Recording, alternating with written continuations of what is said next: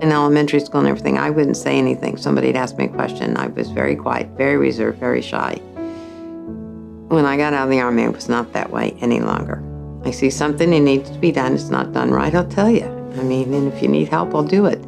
And I think that's where it is, that they showed me the leadership skills. And just because you're young doesn't mean you can't do it. I think that's really helped me along, be strong in a lot of ways. She's a Girl Scout leader, team mom, and a veteran, a passionate volunteer in Mira Mesa for decades. The community has nicknamed her Granny Annie.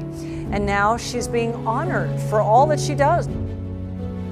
We're here at Ann Quinn's home, where we're installing a new roof for her in partnership with our Semper Cares Initiative and Beacon's Beacon of Hope charity.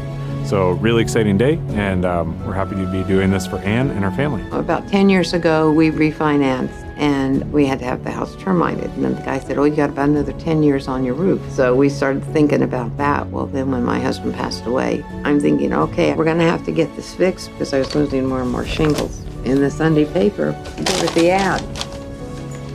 And I took it out, and it's dated December 2020. And it was sitting on my microwave all these years, waiting to get the money, and then here they are, putting my roof on. My friend Janice, she's the one that put my name in for the contest. Thanks to her, I got it. There was no way I was going to be able to financially ever afford it. It's just a miracle, it really is. So here we are with their ad and my new roof, and I am so thankful for that. It's very humbling.